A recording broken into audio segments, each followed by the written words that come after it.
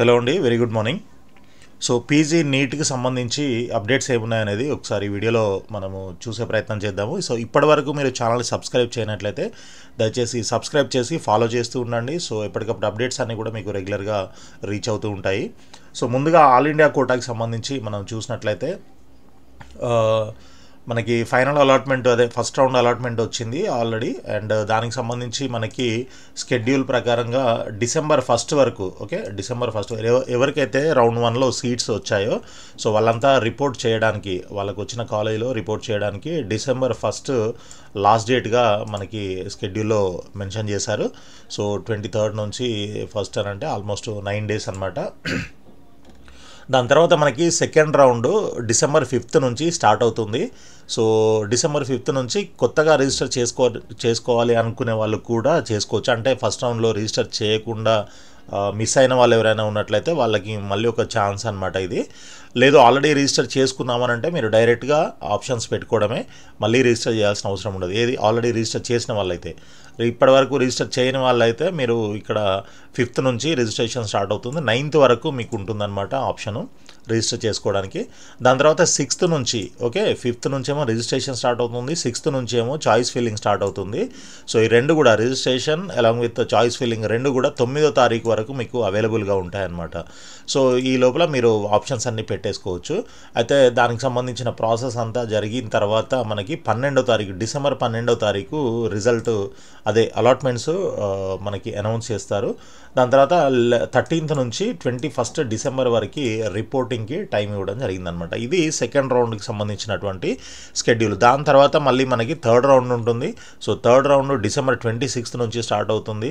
And అది ఎప్పుడు end అవుతుందంటే 30th డిసెంబర్కి ఎండ్ అవుతుంది. 2nd జాన్కి మనకి అలాట్మెంట్స్ వస్తాయి. 3rd నుంచి 11th వరకు రిపోర్టింగ్. ఇదంతా మళ్ళీ మనం నెక్స్ట్ టైం వచ్చినప్పుడు అదంతా డిస్కస్ చేద్దాం. సో ప్రస్తుతానికి సెకండ్ రౌండ్ చూసుకున్నట్లయితే ఈ ఫస్ట్ రౌండ్కి డిసెంబర్ 1 వరకు టైం ఇచ్చారు.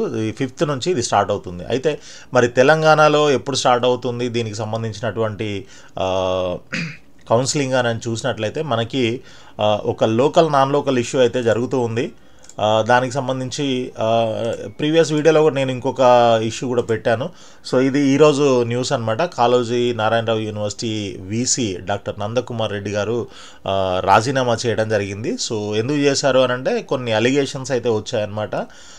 స్టూడెంట్స్కి సంబంధించి కొన్ని రీవాల్యుయేషన్ ఇట్లాంటి వాటిల్లో ఎక్స్ట్రా మార్క్స్ యాడ్ చేసి వాళ్ళని పాస్ చేసినట్టు ఇది ఇక్కడ చూడండి, ఒక విద్యార్థినికి పునర్మూల్యాంకనం రీవాల్యుయేషన్ అనుకుంటా, ఓకే.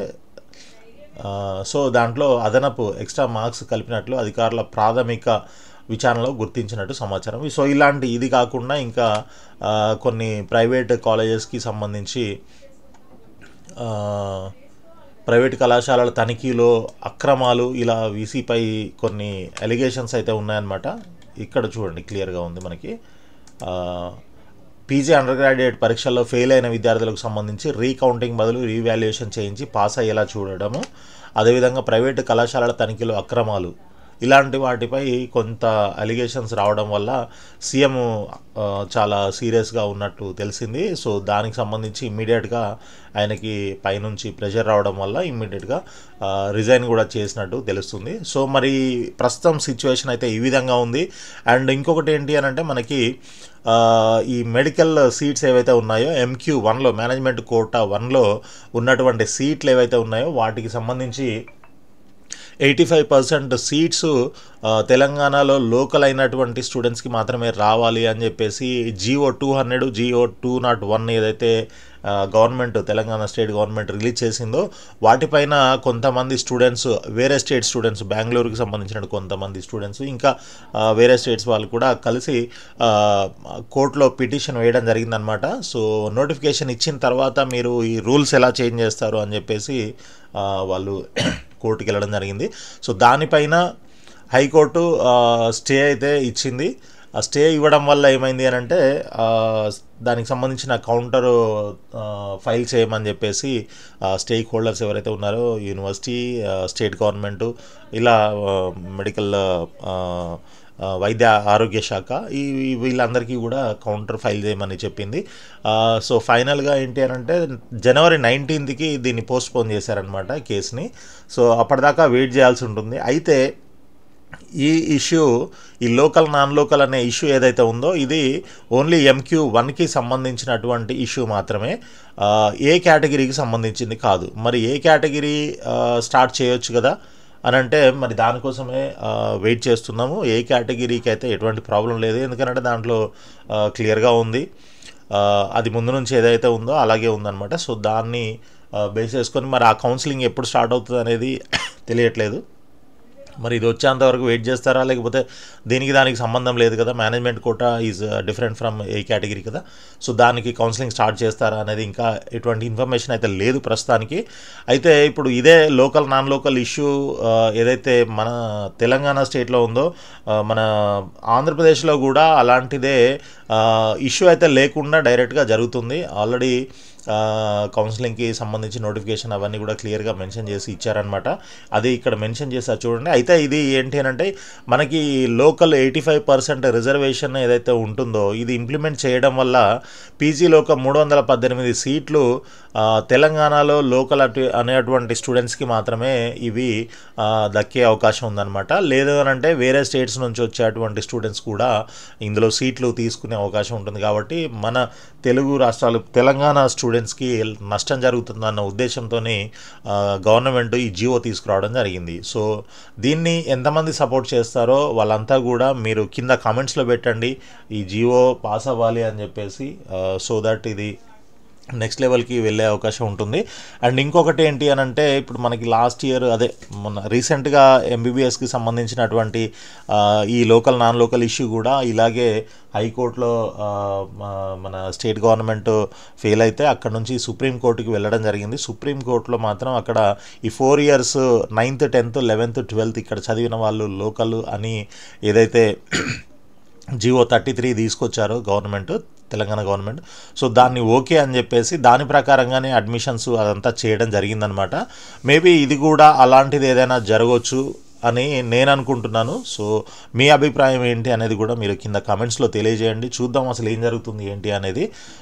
సో దీనికి సంబంధించింది ఈ న్యూస్ మనం స్క్రీన్ పైన చూస్తున్నటువంటి న్యూస్ ఏంటి అని అంటే ఈ 318 సీట్స్ కోసం చాలామంది ఆస్పిరెంట్స్ ఎవరైతే ఉన్నారో లోకల్ స్టూడెంట్స్ వీళ్ళంతా కలిసి స్టేట్ గవర్నమెంట్కి అదేవిధంగా యూనివర్సిటీకి all stake holders in this case అనమాట, వీళ్ళందరికీ కూడా ఒక రిక్వెస్ట్ లెటర్ ఇవ్వడం జరిగిందనమాట. సో దీన్ని ఎట్టి పరిస్థితుల్లోనూ తెలంగాణ స్టూడెంట్స్కే దక్కేలాగా చూడండి అని చెప్పేసి వాళ్ళు చాలా రిక్వెస్టింగ్ మేనర్లో వాళ్ళు ఒక లెటర్ కూడా సబ్మిట్ చేయడం జరిగిందనమాట. ఓకే, సో అది చూడాలి మరి దీనికి సంబంధించి కోర్టు ఎలాంటి ఫైనల్ డెసిషన్ ఇస్తుంది ఏంటి అనేది. అది జనవరి 19కి, అంటే మరి అన్ని రోజులు ఎందుకు టైం తీసుకున్నారో తెలియదు. ఎందుకంటే ఇది అడ్మిషన్కి సంబంధించినటువంటి ప్రాసెస్. ఇప్పటికీ అకాడమిక్ ఇయర్ ఆల్రెడీ ఒక half of the academic year అయిపోయింది.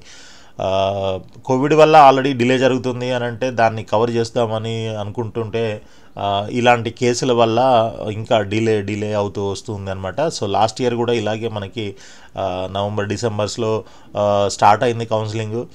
మరి ఈసారి జనవరి 19th దాకా అంటే ఇప్పుడు ఏ కేటగిరీ అయితే స్టార్ట్ చేయొచ్చు, అట్లీస్ట్ అది స్టార్ట్ చేసినా కూడా కొంతమందికి ఈ క్లాసెస్ అవన్నీ స్టార్ట్ చేసే అవకాశం ఉంటుంది. ఎందుకంటే all India quota already first round అయిపోయింది, సెకండ్ రౌండ్ కూడా మనకి December 5th నుంచి స్టార్ట్ అవుతుంది.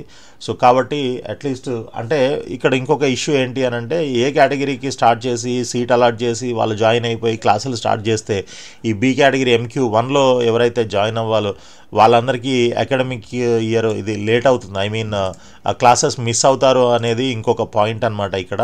మరి దీన్ని ఎలా హ్యాండిల్ చేస్తారు ఏంటి అనేది చూడాలి. ఇప్పుడున్న సిచ్యువేషన్లో వీసీ కూడా రిజైన్ చేయడం జరిగింది. మరి యూనివర్సిటీ తరపున డెసిషన్ ఎవరు తీసుకుంటారు, ఎలా చేస్తారు ఏంటి అనేది ఇదంతా కూడా ఒక పెద్ద క్వశ్చన్ మార్క్ లాగా ఉంది. సో మీకు ఎటువంటి ఇన్ఫర్మేషన్ తెలిసినా కూడా మనకి చేయడానికి ప్రయత్నం చేయండి. సో దట్ మన వ్యూవర్స్ సబ్స్క్రైబర్స్ అందరికీ కూడా అప్ టు డేట్ ఇన్ఫర్మేషన్ ఉంటుందన్నమాట. కింద కామెంట్స్లో పెట్టండి, లేదనంటే కింద కనిపిస్తున్న నంబర్కి కూడా మీరు మెసేజ్ చేయొచ్చు వాట్సాప్లో. సో దట్ నెక్స్ట్ వీడియోలో నేను అవన్నీ కూడా అప్డేట్ చేస్తూ ఉంటాను. సో ఆల్ ది బెస్ట్ అండి. Thank you so much for watching the video.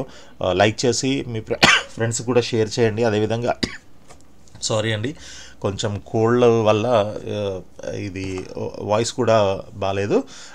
కొంచెం బేర్ చేయండి కొద్ది రోజులు. సో థ్యాంక్ యూ అండి, thank you so much. Subscribe చేసి ఫాలో చేస్తూ ఉండండి.